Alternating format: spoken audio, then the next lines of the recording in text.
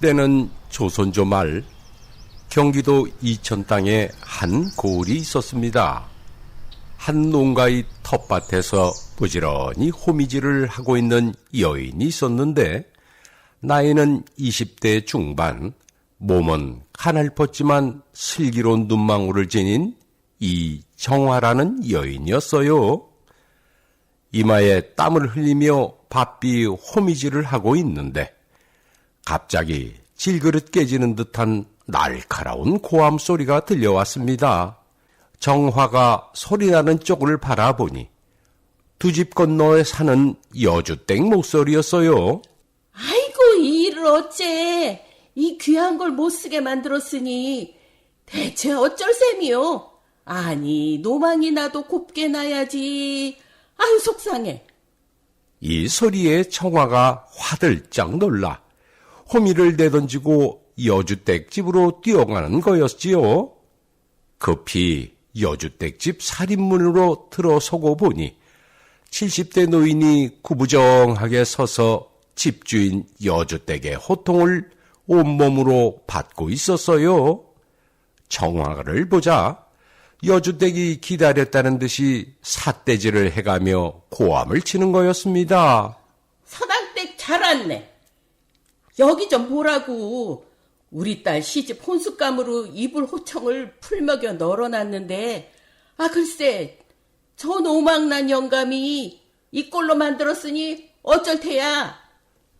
정화가 보니 큼지막한 이불 호청 2장에 먹글씨가 휘갈겨져 있는 거였어요. 그리고 부들부들 떨고 있는 노인의 손에는 먹을 묻힌 붓이 들려 있었지요. 노인은 정화를 보자 더듬대며 입을 열었습니다. 예, 며느라가야. 내가 한지에 글을 쓴 것 같은데. 이 말에 여주댁이 핏대를 세우며 노인을 닥달하는 거였어요. 아니, 이게 이불 호청이지 한지로 보여요. 아니, 노망 났으면 눈도 머나. 이 이불 어떡할 거냐고. 어떡할 거야? 난감한 얼굴로 정화가 나섰지요. 저 여주댁 성님, 이 호청은 어떻게든 내가 변상할 테니 목소리 좀 낮춰요. 우리 아버님 놀라시겠어요. 제발 좀. 이렇게 말하고는 시아버지를 보니 삿대질에 놀랐는지 바지 밑이 흠뻑 젖어 있는 거였어요. 오줌을 지린 거였습니다. 정화는 시아버지를 향해 활짝 웃으며 밝은 목소리로 말했지요. 아이고, 아버님, 이 글씨를 보니 필력이 살아있으세요. 글에 힘도 들어가 있고 그 유명한 한석봉 글씨 같아요. 정화는 시아버지를 부축하고 나서며 여주댁을 향해 눈을 껌뻑대는 거였어요. 더는 역정내지 말라는 암시였지요. 여주댁은 살인문을 나서는 이들 뒷모습을 보고는 혼잣말로 중얼댔습니다. 참 기가 막혀서. 나 같으면 노망난 영감 머리라도 쥐어박았을 텐데. 뭐? 한석봉 글씨? 효부 났네, 효부 났어. 나 참. 집에 돌아온 정화는 시아버지 옷을 갈아입히고는 다정하게 말하는 거였지요. 아버님, 죄송해요. 제가 한지를 마련해드려야 하는데 정 글씨를 쓰고 싶으시면 제 옷에다 쓰세요. 남의 집 가지 마시고요. 글쎄, 내 눈엔 한지로 보였다니까. 그리고 네가 무슨 흰옷이 있다는 게냐? 아유, 아버님, 왜 없어요? 있다 있어. 네 남편, 아니 우리 아들 죽었을 때 입은 소복. 그래. 거기에 쓰면 되겠네. 정화는 고개를 숙였어요. 그리고는 목매인 목소리로 당부했지요. 아버님, 제가 꼭 한지 구해서 드릴게요. 거기에 글을 쓰세요. 그러자 시아버지는 대뜸 화가 난 목소리로 보채는 거였습니다. 아, 이년아, 나 굶길 셈이냐? 어서 밥 줘! 나 배고파! 네, 네, 아버님. 제가 곧 맛있는 저녁 올릴게요. 잠시 계세요. 그날 밤 청아는 오줌 묻은 시아버지 바지를 빨다가 문득 하늘을 올려다보았습니다. 보름달이 환했지요. 청아는 달을 보며 짧았지만 행복했던 순간들을 떠올렸어요. 매파의 주손으로 남편 한광수의 뒤를 따라 시집오던 날도 달이 밝았습니다. 몇 대를 걸쳐 과거에 들지 못했던 시댁은 평민이나 다름없는 가문이었지만 시아버지 한만호는 서당을 열어 골 아이들을 가리켰고 한광수는 낮에는 농사일 그리고 밤에는 글을 읽는 다정하고 자상한 남편이었지요. 그러나 3년 전 초겨울 월동 준비한다고 지게를 지고 산에 오르던 남편의 뒷모습이 마지막이었어요. 가득히 나무 한 짐을 지고 내려오던 광수는 산에 쌓인 첫눈을 밟고 미끄러져 낭떠러지로 굴렀던 거였지요. 그러나 그게 끝이 아니었습니다. 남편이 피명행사하자 충격에 자리보전하던 시아버지가 문득 정신을 놓기 시작한 것이었어요. 이유 없이 불안해하거나 손발을 떨며 감정 기복이 오더니 화를 내고 폭언을 하며 밤낮이 뒤바뀌더니 목적 없이 배회를 하는가 하면 이제는 정신이 오락가락하면서 기억력이 사라지고 혼동을 넘어서 기이한 행동까지 하기에 이르렀습니다. 노망이 온 곳이었지요. 급기야 서당도 문을 닫았고 살림을 정화 혼자 떠맡아야 했어요. 어려운 살림이었지만 노망에 좋다는 약을 지어도 보았고 직접 채취해 열심히 타려 먹여도 보았지만 시아버지 노망은 차도보다는 점점 중증으로 가고 있었습니다. 어느 날 시아버지는 어린아이가 되었는지 배추 모종을 끝낸 남의 밭에서 신나게 연을 날리니 망쳐놓은 남의 밭을 죄인이 되어 하루 밤낮을 쪼그리고 앉아 모종을 새로 내주어야 했던 정화였고 또 어떤 날은 제사가 있는 집에 찾아 들어가 제사도 올리기 전에 음식에 손을 대니 정화는 죄스러운 마음에 그 집 자비를 온통 도맡아야 했습니다. 마을 사람들은 한 훈장의 노망에 동정은 하면서도 노망으로 인한 피해가 점차 토를 넘어서자 비난의 화살은 며느리 정화에게 꽂히는 거였지요. 아, 이봐요, 서당댁. 이런 말 하기는 딱하긴 하지만 어쩌겠소. 한 영감이 불쏘시개처럼 돌아치니 마을이 불안해서 어찌 살겠소? 맞아요. 노망든 노인이 또 무슨 일을 벌일지 누가 알아요. 좀 집에 가두던지 아니면 다리라도 묶어두든지 원. 이런 마을 사람들 말에 청아는 단호하게 말하는 거였어요. 죄송합니다. 우리 시아버님으로 인한 마을 분들의 염려를 왜 제가 모르겠습니까? 하지만 가두거나 묶어둔다는 것은 저는 할 수 없어요. 사람에겐 존엄이 있어요. 노망에 걸리더라도 세상을 인간답게 살 권리는 있어요. 개도 노아 기르는데 어떻게 사람을 묶어요? 차라리 저를 욕하세요. 달게 받겠습니다. 제가 아버님을 제대로 못 보살핀 죄랍니다. 청아는 목 놓아 울었습니다. 사실은 청아도 이런 생각을 안 했던 것은 아니었습니다.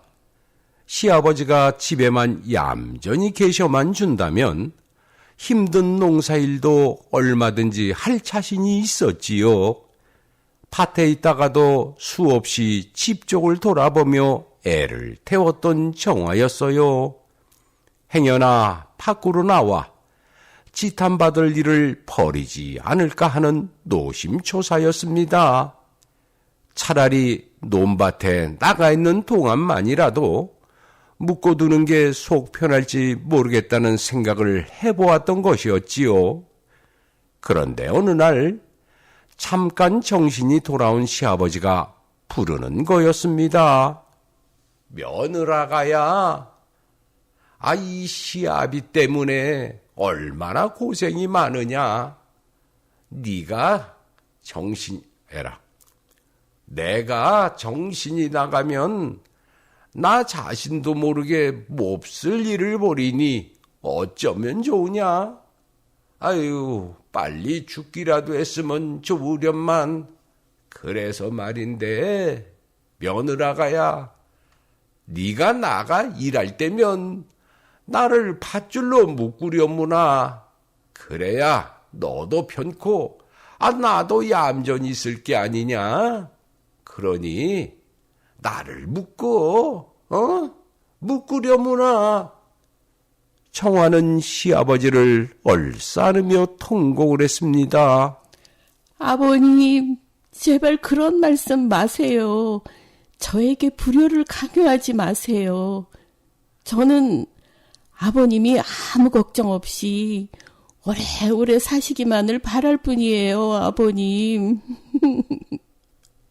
그때부터 청아는 노망이 걸린 시아버지 입장에서 세상을 보기로 마음먹었지요. 불안해하면 웃음을 주었고 미안해하면 용기와 칭찬을 주었으며 외로워하면 노래를 부르고 옛날 이야기를 하며 함께 웃었습니다. 아버님은 제가 돌볼 테니 아버님은 저를 돌보아 주세요. 저는 아버님께 기댈 테니 아버님은 제게 기대세요. 청아는 생각했습니다. 행복할 때 통증을 덜 느끼게 되는 것처럼 노망에 걸려서도 행복한 감정을 느낀다면 증상이 더 이상 나빠지지 않을 것이라고 말이지요. 그러던 어느 날 청아가 고을에 바느질감을 얻어 막 집으로 들어섰는데 시아버지와 스님 한 분이 마당에 있는 게 아니겠습니까? 그런데 시아버지가 스님을 희롱하고 있는 거였어요. 헤헤헤헤, 문어대가리다, 문어대가리. 헤헤헤헤. 시아버지는 합장을 하며 서 있는 스님의 머리를 손으로 쓰다듬으며 좋아라 웃는 거였습니다. 문어대가리, 문어대가리. 헤헤헤헤. 청아가 깜짝 놀라 시아버지 손을 잡으며 황급히 말했어요. 아유, 아버님, 스님이세요. 이제 그만하세요. 시아버지는 불만 섞인 표정으로 마루에 걸터 앉으며 졸라대기 시작했지요. 며느라가야, 나 문어가 먹고 싶어. 삶은 문어가 먹고 싶다. 청아가 시아버지의 말에 민망함에 쩔쩔매고 있는데 스님이 빙그레 웃으며 말하는 거였어요. 어르신, 이거 죄송스럽습니다.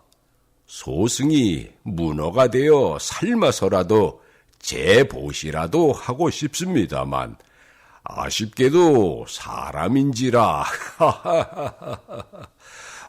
그 대신 법보시로 대신할까 합니다. 그러더니 스님은 목탁을 치며 조용히 연부를 외는 거였습니다. 나직하면서도 장엄한 연물과 목탁 소리가 하나의 가락이 되니 멍한 눈으로 바라보던 시아버지는 꾸벅거리면서 나무 기둥에 머리를 걸치고는 잠이 드는 거였지요. 정화는 부엌으로 가서는 한 사발의 곡식을 내오면서 스님에게 말했습니다. 스님, 제 아버님을 용서해 주세요. 정신이 막지 못하시답니다. 그러자 스님은 빙그레 웃으며 용서라니요. 소승도 소문을 들어 알고 있습니다. 노망든 시아버지를 극진히 모시니 보살님은 곧 부처십니다. 스님, 그런 말씀 듣기 민망합니다. 아버님을 노망에서 벗어나게 못해드리니 불효이지요. 노망은 장수의 산물이어서 누구라도 걸릴 수 있지요. 노망난 자를 돌보는 것은 힘들다는 인식이 강하지만 달리 생각하면 노망자의 돌봄은 누구에게나 한 번씩은 돌아오는 굴레입니다. 나 역시 언젠가는 나이 들고 누군가의 도움을 받아야 할 테니까요. 노망은 자연스러운 노화 현상입니다. 부끄러운 일이 아니랍니다. 보살님, 사랑은 노망도 멈추게 한답니다. 스님 말씀에 힘이 생깁니다. 생활은 고되지만 아버님과 행복하다면 그것만으로 만족하답니다. 그리고 쌀이 없어 송구합니다. 좁쌀입니다. 정화가 좁쌀이 담긴 사발을 내밀자 스님은 지고 있던 바랑을 내리며 말하는 거였지요. 보시는 오히려 소승이 해야겠습니다. 보시는 부처님께 공양이고 또 부처님은 중생에게 공양하니 돌고 도는 거지요. 자, 이 곡식자루로 시아버님이 드시고 싶어 하시는 문어라도 장만하시지요. 나무 관세음보살. 스님은 곡식이던 파랑을 마루에 내려놓고 살인문 밖으로 사라졌습니다. 정화는 참든 시아버지와 스님이 내준 파랑을 바라보며 속으로 타집하는 거였지요. 스님 말씀이 옳아. 사랑만이 노망을 멈추게 할 수 있어. 학식이 높아 행실이 곧았던 아버님이 어린아이로 다시 태어나신 거야. 사고도 치고 천진난만하게 웃는 순박한 장난꾸러기 아이. 그래도 부모들은 그런 아이를 사랑으로 보살피잖아. 정화는 시아버지를 안정과 보호라는 이유로 구속하기보다는 정화 자신도 노망단 시아버지가 되어 같이 즐기며 사랑으로 감싸는 생활을 이어나갔습니다. 그러나 뜻하지 않은 큰일이 벌어지고 말았어요. 한밤중 여기저기서 횃불이 넘실대고 있었지요. 마을 사람들이 횃불을 들고 이리저리 우왕좌왕대며 사람을 찾고 있었어요. 마을 어느 집 3살 먹은 사내아이가 갑자기 사라졌기 때문이었습니다. 이 소식을 들은 정화는 혹시나 하는 생각에 집으로 급히 들어와 보니 시아버지가 안 계신 거였어요. 정화는 타들어가는 가슴을 안고 마을 사람들을 따라가고 있는데 뒷산 초입쯤에서 마을 사람의 외치는 소리가 들려왔습니다. 여기 있다! 없어진 순돌이가 여기 있어! 아이고, 훈장연금이 안고 있어! 우리 순돌이 이리 내놔요. 이 노망든 영감 같으니. 이놈들! 이건 내 손주다! 내 손주! 내 손주를 왜 빼앗으려 하느냐, 이놈들! 정화가 급히 시아버지 곁에 무릎을 꿇으며 말했지요. 아버님, 그 아이는 우리 손자가 아니에요. 어서 이리 내어주세요. 안 된다, 안 돼. 내 귀한 손주를 저놈들이 빼앗으려고 한단 말이다. 이렇게 옥신각신 하는데 관아 나졸들이 들이닥치는 거였습니다. 영감, 그 아이는 영감 손주가 아니오. 어서 이리 내놓으시오. 아이를 납치하다니 그 죄가 얼마나 무거운지 아시오? 나졸들이 나서 아이를 빼앗고는 오라로 시아버지를 묶는 거였어요. 놔라 이놈들! 내 손주 이리 내놔라 이놈들! 이 소동에 어찌할 줄 모르던 청아는 시아버지가 오라에 묶이는 모습을 보자 그만 혼절하며 쓰러지고 말았습니다. 이튿날 관아에는 많은 고을 사람들이 모였고 앞에는 한만호 영감 그리고 옆에는 며느리 정화가 무릎을 꿇고 앉아 있었어요. 시아버지 한 영감은 멍한 눈으로 사방을 둘레둘레 돌아보며 희죽거리고 있는 가운데 동원에 앉은 현감이 엄숙하게 입을 열었습니다. 평화로운 우리 고을에서 아이를 유괴하는 범죄를 저질렀으니 참으로 개탄스럽구나. 유괴란 중범죄로 극형으로 다스리는 게 조선의 법이다. 재물 목적의 유괴는 태형과 유배형, 유괴 후 간음은 장 100대형을 받아야 하느니라. 허나 요번 사건은 단순 유괴로 판단되니 곤장 80대의 형을 내려야만 한다. 현감의 청천벽력 같은 말에 청아는 엎드리며 울음으로 고하는 거였어요.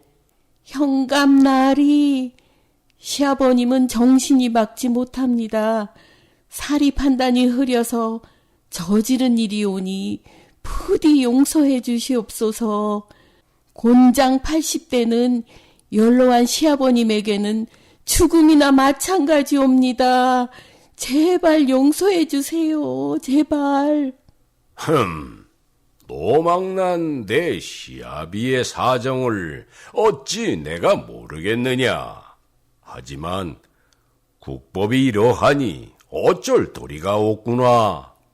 사또나리, 정의 국법이 그러하다면 소인이 대신 형벌을 받겠습니다. 따지고 보면 이번 사건의 죄는 저에게 있사옵니다. 시아버님께 손자를 안겨드리지 못한 소인의 죄이옵니다. 제가 곤장을 맡겠습니다. 사또나리. 사태가 이렇게 편하자 주위에 몰려있던 마을 사람들이 웅성거렸고 현감 또한 난감한 처지가 되었어요. 이때 순도랍이 청서방이 쭈삣대며 나서면서 말하는 거였습니다.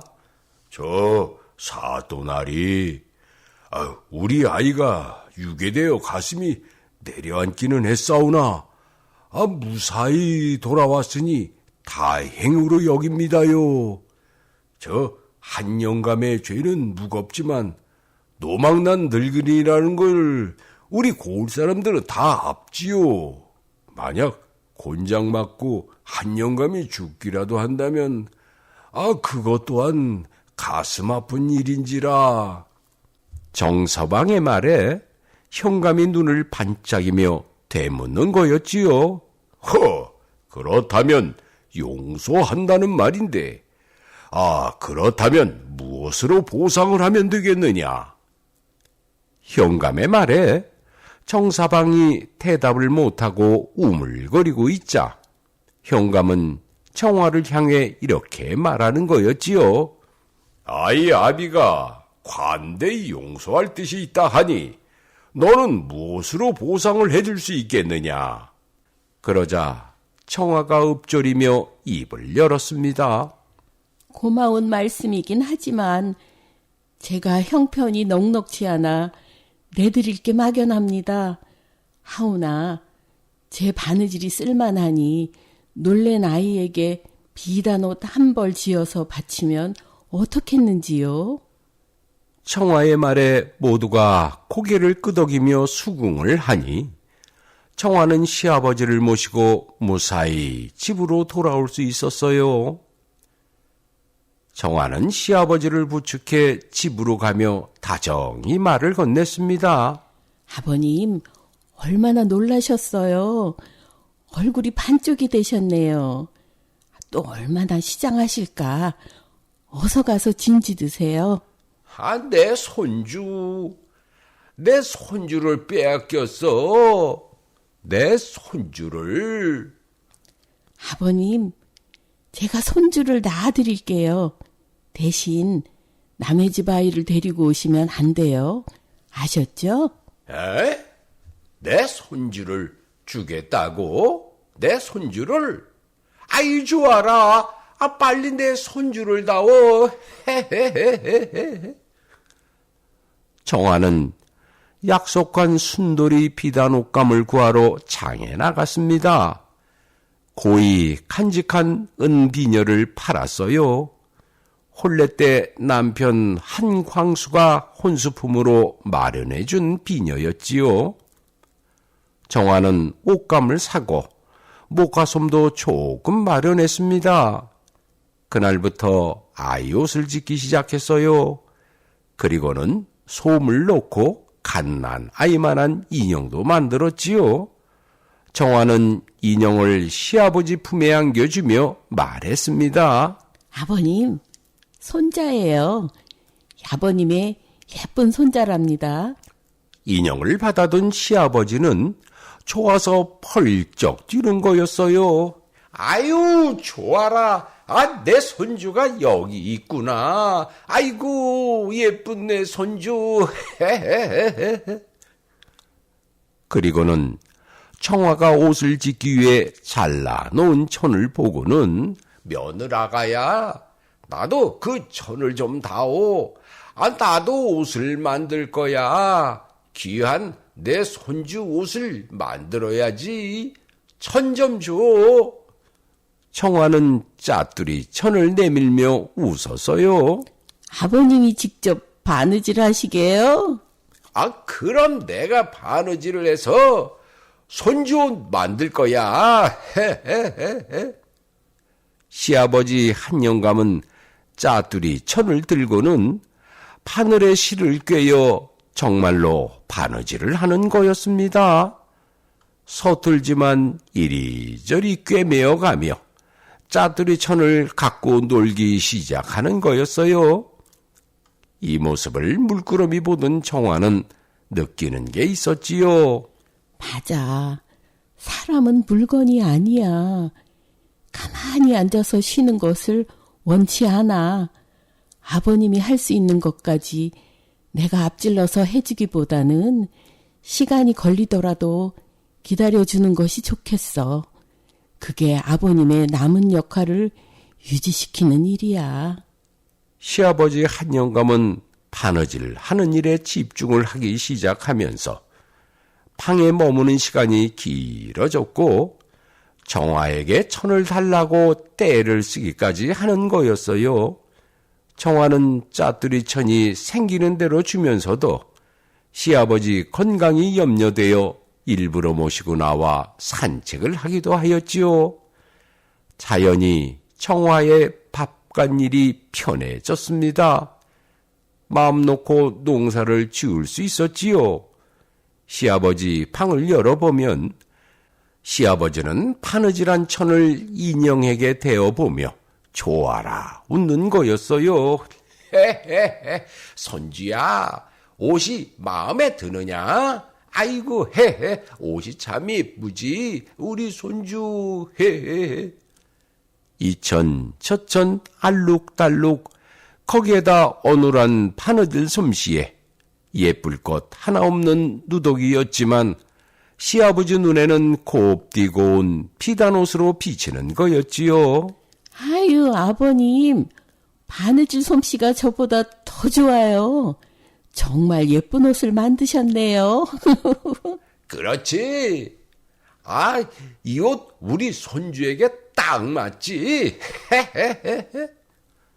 이렇게 시아버지와 며느리가 웃으며 보내던 세월이 얼마쯤 흘러 점차 노쇠한 시아버지 한 영감은 자리에 눕게 되었습니다. 노한이었어요. 정화는 힘껏 보약을 다려 올렸지만 약의 효험보다는 시아버지와 헤어질 시간이 다가옴을 느낄 수 있었어요. 몹시 추웠던 어느 날, 한 영감은 정화를 불렀습니다. 정화가 누워있는 시아버지 옆에 앉아보니 그날따라 시아버지 눈이 맑게 개어 있었어요. 아버님, 오늘은 기력이 많이 좋아지셨어요? 시아버지는 며느리 정화를 물끄러미 바라보다가 말하는 거였지요. 며느라가야, 네 옷이 그렇게 얇아서 어쩌느냐. 밖이 몹시 추울 텐데 너무 춥게 보이는구나. 그리고는 손을 들어 낡은 장을 가리키며 힘겹게 말을 이었어요. 내가 네 옷을 지었단다. 네 시어미가 입던 옷을 하나 간직하고 있었지. 그리울 때 꺼내보려고. 헌데 그게 여름 모시옷이야. 그걸 천을 대고 두껍게 만들었어. 내 며느리 주려고. 춥다, 추워. 그 옷을 입으렴. 그동안 고생 많았다. 고맙구나. 내 며느라가야. 어서 꺼내봐. 어서. 정화는 농을 열었습니다. 그 안에는 한 벌의 옷이 있었는데 이천처천을 덧대고 꿰매고 또 꿰매져 두터운 옷으로 만들어진 옷이었어요. 어눌한 바느질 솜씨에 천의 색깔도 제각각인지라 누더기 옷이나 다름없었지만 이 옷을 잡아든 정화는 눈물이 솟을 정도로 값진 옷이었습니다. 정화가 울먹이며 말했지요. 아버님, 고맙습니다. 아버님 덕분에 겨울은 따뜻하게 날 수 있겠어요, 아버님. 이 모습에 빙긋이 웃던 시아버지가 허공을 바라보며 말하는 거였습니다. 저기 광수가 있구나. 내 아들 광수가 나보고 오라고 손짓하고 있어.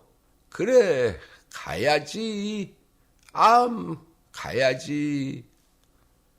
이 말을 끝으로 눈을 감으니 정화의 오일은 끝없이 탐을 타고 넘는 거였습니다. 장례는 간소했습니다. 남편 환광수 옆에 시아버지 한만호를 모셨는데 시아버지가 손주처럼 예뻐하던 인형도 함께였어요. 정화는 소복 대신 시아버지가 손수 꿰매어 지어준 누더기 옷을 입고 있었지요. 장례가 끝나고 얼마쯤 시간이 흐른 어느 날 관아에서 정화를 찾는다는 기별에 정화는 관아에 들었습니다. 현감이 정화를 맞이하며 이렇게 말하는 거였어요. 혼자 장례를 치르느라 고생이 많았구나. 내가 너를 보자 한 것은 그동안 노망든 시아버지를 지극정성으로 보살핀 너의 갸륵함이 관찰사 영감의 귀에 들었구나. 너를 크게 칭찬하며 효부로서 마땅한 상을 내린다 하니 이는 너의 기쁨이자 우리 고을의 영광이 아니겠느냐. 그래, 너는 어떤 상을 원하느냐? 현감의 말에 정화는 고개를 숙이며 고하는 거였지요.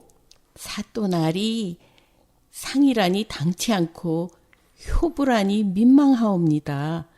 살아생전 시아버지의 노망을 낮게 하지 못하고 저승으로 보냈사온데 제가 어찌 효부가 될 수 있겠습니까? 저는 죄인이옵니다. 사또나리. 당치 않구나. 너의 효심은 골이 알고 나도 알고 있는데 누가 그 사실을 부정하겠느냐. 그러니 말하거라. 어떤 상을 주면 좋겠는지. 그렇게 말씀하시니 상보다는 저에게 소청이 하나 있사온데 들어주실런지요, 사또나리. 오, 그래? 그 청이 무엇이냐? 정화는 고개를 들고는 간곡하게 말하는 거였습니다. 사또나리, 저는 노망에 든 시아비를 보살피면서 많은 것을 배우고 느꼈습니다. 노망은 낮게 할 수는 없을지라도 멈추게는 할 수 있사옵니다. 노망을 멈추게 한다? 아니, 어떻게 해서 말이냐? 네, 바로 사랑이옵니다. 외로움과 고립이 노망 걸린 자에게는 가장 큰 위험 요인이지요. 그들을 염려하고 편안하기를 바라는 마음의 돌봄이 중요한데 그게 바로 사랑으로 대하는 거라는 것을 깨달았나이다. 사또나리, 제게 이런 이들을 안심하고 살아갈 수 있는 공간을 하나 마련해 주십시오. 내 집같이 편하게 생활하며 자기다움을 지킬 수 있으며 마지막까지 존엄한 존재로 살아갈 수 있는 공간을요. 제가 성심을 다해 이들을 돌볼 것입니다. 사또나리. 현감이 고개를 주걱거리며 탄식을 했습니다. 기특한 말이로다. 사람이 노망에 걸리더라도 자신의 삶을 모두 잃는 것은 아니라서 성심껏 돌본다면 마지막까지 의미 있는 삶을 이어갈 수 있을 것이야. 사또나리, 노망은 나이가 들면 자연스럽게 발생하는 노화 현상입니다. 나 역시 나이가 들면 누군가의 도움을 받아야 한다는 사실을 알게 되면 서로를 돌보는 것에 마음을 열어야 하겠지요. 이것이 이어지면 많은 사람들이 자진해서 돌보미로 나설 것입니다. 너의 고운 마음이 정말 기특하구나. 알았다. 내가 너의 바람이 이루어지도록 힘써보마. 우선 관찰사 염경께, 내가 상감께 상소문을 올릴 것이다. 노망난 자들을 돌봐주며 치유하여 인간답게 살아갈 수 있는 공간이라. 그래, 이젠 나라가 나서야지. 화나를 나서 집으로 돌아오는 정화의 발걸음은 가벼웠어요. 정화는 눈을 들어 시아버지와 남편의 무덤이 있는 산자락을 올려다보며 속으로 전했습니다. 아버님, 서방님, 제가 옳지요? 잘한 일이지요? 많이 도와주셔야 해요. 그게 저에게 큰 행복이랍니다. 이때 정화의 눈에 시아버지와 남편이 서로 마주 앉아 다정히 글을 읽는 모습이 환하게 떠오르는 것이었습니다. 네, 이야기는 여기서 마무리됩니다마는 노망, 즉 치매도 사랑으로 멈출 수 있다. 이 문구가 가슴을 때리는군요. 네, 재밌었다면 구독, 좋아요, 알림 설정 부탁드리고요. 옛 이야기 방방곡곡 만담꾼 이만 물러갑니다. 건강하시고 안녕히 계십시오.